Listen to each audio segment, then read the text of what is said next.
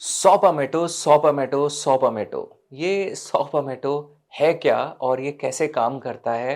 Hair loss में आपने सॉपामेटो का नाम बहुत सुना होगा और आज हम सॉपामेटो के बारे में ही बात करने जा रहे हैं। मैं हूँ आपका दोस्त डॉक्टर शैल गुप्ता और अगर आपने हमारे चैनल को सब्सक्राइब नहीं किया अब तक तो सब्सक्राइब ज़रूर करिए और बेल आइकन को प्रेस करना बिल्कुल मत भूलिएगा ताकि सारे नोटिफिकेशन आप तक समय रहते पहुँचे। जैसा कि हम जानते हैं कि डीएचटी एक्टिविटी के चलते डाईहाइड्रोटेस्टोस्टेरोन एक ऐसा हार्मोन है जो टेस्टोस्टेरोन से कन्वर्ट होके बनता है एक एंजाइम के द्वारा जिसका नाम है 5 अल्फा रिडक्टेज। तो अब होता क्या है, डीएचटी हार्मोन रिस्पॉन्सिबल होता है मिनिएचराइजेशन ऑफ हेयर के लिए, जहाँ पर बाल पतले होते चले जाते हैं, कम होते चले जाते हैं और मेल पैटर्न बाल्डनेस जो एंड्रोजेनेटिक एलोपेशिया उसका सबसे बड़ा रीज़न डीएचटी ही रहता है। डीएचटी ब्लॉकर्स आते हैं, फिनेस्ट्राइड है जैसे एक डीएचटी ब्लॉकर, काफ़ी इंपॉर्टेंट, आप लोगों ने सुना होगा उसके बारे में, बट काफ़ी सारे साइड इफ़ेक्ट्स के रिस्क के चलते बहुत सारे लोग फिनेस्ट्राइड लेना अवॉइड करते हैं।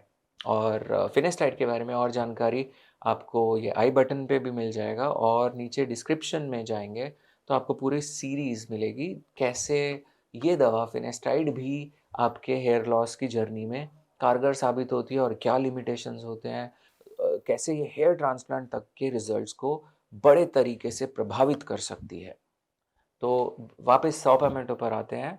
सॉपामेटो एक नेचुरल डीएचटी ब्लॉकर है और ये नेचुरल तरीके से डीएचटी की एक्टिविटी को रिड्यूस करता है हेयर फॉलिकल्स में। कैसे? तो ये डीएचटी के अपटेक को रिड्यूस कर देता है हेयर फॉलिकल्स के अंदर और दूसरा ये रोकता है डीएचटी को बाइंड करने से अपने रिसेप्टर्स को। तो जब डीएचटी रिसेप्टर्स पे बाइंड नहीं करता जाकर तो वहाँ पर उसकी एक्टिविटी एक्सप्रेस नहीं हो पाती और फॉल और मिनिएचराइजेशन कुछ हद तक रुक जाता है। So it is a very safer but less effective alternative of finasteride, much less effective than finasteride. While finasteride we all know what it can do, but sopamato contributes to a certain extent by reducing extent of miniaturization, thus helping the hair to grow in thickness. ये काफ़ी safe रहता है but pregnancy lactation में use नहीं करना चाहिए। और इसके अलावा कुछ लोगों में माइल्ड स्टमक इरिटेशन कॉज कर सकता है, अदरवाइज इसके बहुत मेजर साइड इफ़ेक्ट्स नहीं है। ये थोड़ा हेडेक भी आपको कॉज कर सकता है। तो जो सेक्सुअल साइड इफ़ेक्ट्स जो बहुत ज़्यादा कॉमनली देखने में आते हैं फिनेस्ट्राइड या ड्यूटास्ट्राइड से, वो इसके साथ रिलेटिवली कम रिस्क है। वो पेशेंट्स जिनका बहुत एग्रेसिव हेयर लॉस नहीं है, उन पेशेंट्स में ये यूज़ किया जा सकता है और एक रीज़नेबल एक्सपेक्टेंसी के साथ। इसके साथ कुछ नेचुरल और डीएचटी ब्लॉकर्स आप ऐड कर सकते हो जैसे पम्पकिन सीड्स और different different seeds, sunflower, chia, flax seeds. Pumpkin seeds में ये एक्टिविटी काफ़ी देखने में आती है। आप डर्मा रोलर या थोड़ा और अपने डाइट पर फोकस कर कर भी इसकी एफिकेसी को बढ़ा सकते हो अगर आप नेचुरल तरीके से अपने हेयर लॉस को टैकल करना चाहते हो। और हम जैसा जानते हैं फिनेस्टाइड के साथ ये इश्यूज भी होते हैं जैसे कि आप डिपेंडेंस एंड टॉलरेंस। तो वो भी लोग जो इसको चलते फिनेस्टाइड अवॉइड करना चाहते हैं उनके लिए ये कुछ हद तक एक ऑप्शन साबित हो सकता है। कुछ कॉन्ट्रा इंडिकेशन होते हैं जैसे कि अगर आप ब्लड थिनर या ओरल कॉन्ट्रासेप्टिव पिल्स ले रहे हैं तो इस दवा को अवॉइड करें।